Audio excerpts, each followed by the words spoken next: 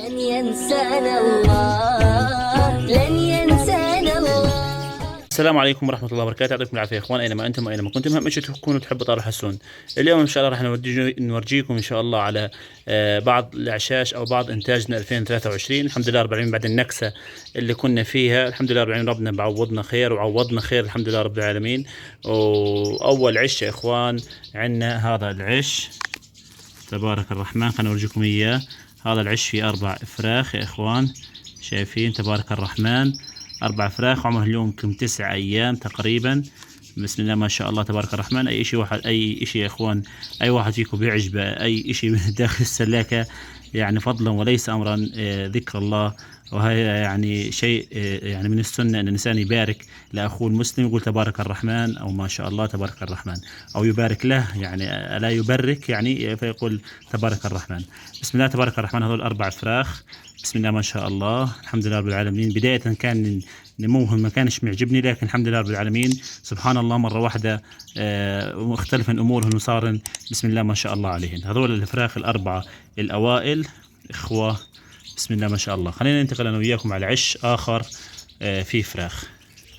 طبعا العش الأول هان يا إخوان هذه الشجرة، العش التحتي العش البعدي يعني هاي تحتيه، العش البعدي تحتيه. طبعا قاعد بفقس يا إخوان، قاعد فقس. هاي فرخين وهي 3 بيضات، تفقيس حديث يعني، شايفين يا إخواني. هذا العش البعدي بسم الله تبارك الرحمن. خلينا ننتقل على العش الآخر. العش البعدي يا إخوان على هذه الشجرة هي، شايفين هان المنطقة، هذه منطقة مخفضة طلعوا هي. طبعا هذا العش في فرخين وبيضة، طبعا هذا امبارح يعني اقصد الى يوم عمرهن. وهذا البيضة طبعا هذا العش كان فيه 5 بيضات. هذا البيضة مش إلى طبعا من عش آخر، خربن 3 ماتن في البيض، وضبط فرخين وفرخة هذه والبيضة من عش آخر. يعني إلا يصير معك مشاكل، حتى لو مهما يكون هيك حال الحسون وهيك حال تربية الأرواح بشكل عام بيصير عندك مشاكل. هذول فرخين من أصل 5 بيضات، وهذا البيضة طبعا مش من هذا العش الحمد لله رب العالمين. خلينا وياكم ننتقل على عش آخر. والعش الآخر طبعا حطينا له السلم عشان نقدر نطلع عليه، اللي هو هام موجود في منطقة هذا الشمس. سامحونا الحين نطلع نورجيكم إياه. حطينا سلم، خلينا نظبط السلم شوية. أيوة خليه يكون مريح في هذه المنطقة. يا ربنا سبحان الله إلا يعوض الإنسان. بسم الله ما شاء الله. هينا يا إخواني 5 فراخ تبارك الرحمن، اللهم بارك لنا فيما رزقتنا. طبعا عمرهم 5 أيام أو 6 أيام تقريبا. هي أمهم مطعميتين تبارك الرحمن بسم الله ما شاء الله. طبعا هذول كمان هذول 3 فراخ من عش، وكان عندي عش في فرخين وضعتهم مع بعضهن يعني صار 5. يعني مش عش مش إخوة، يعني في 3 إخوة و3 و2 لحالهن يعني من عش آخر.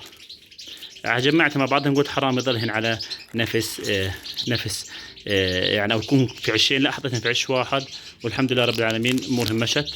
نسأل الله لنا البركة فيهم بسم الله ما شاء الله. هننتقل لكم على عش آخر في فراخ.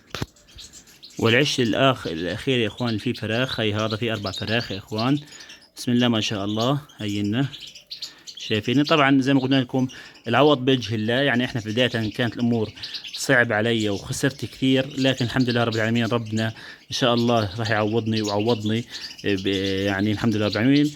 ودائما ربنا ما بياخذ من الانسان اشي الا بده يعوضه بداله، او يكون كفار عنه في سيئاته، او يكون عوض يعني كيف يكون دفع بلاء. والحمد لله رب العالمين. هاي كمان هذول الله يبارك بسم الله ما شاء الله.